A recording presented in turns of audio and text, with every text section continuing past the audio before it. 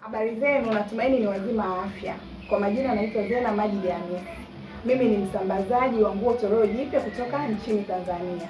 Ninawasaidia wafanyabiashara wa maduka ya nguo kutoka nchini Kongo ili wazipate nguo kiurahisi kutoka nchini Tanzania. Nipo na mwenzangu. Majina naitwa Ali Hamadi Ibrahim.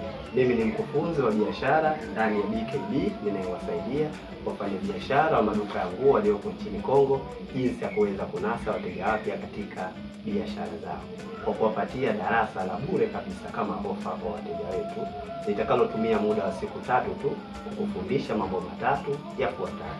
Jambo la kwanza kabisa, tujifunza kufahamu sababu 4 kuu sugu za kwa nini biashara yako inashindwa kunasa wateja wake. Na jambo la pili, tunajifunza kufahamu siri ya mafanikio ya kanuni ya M4 zilizopo ndani ya biashara yako. Kila biashara ina M4 ambazo zinatawala biashara hiyo. Je, ni zipi M hizo na ni vipi unaweza kuzitumia katika kunasa wateja wapya katika biashara yako? Na mwisho kabisa, tunajifunza kufahamu njia rahisi na nafuu ya kuweza kuzitumia kanuni ya M4 katika kunasa wateja wapya ndani ya biashara yako. Niseme tu karibuni sana, wote tunawapenda, karibuni sana BKB.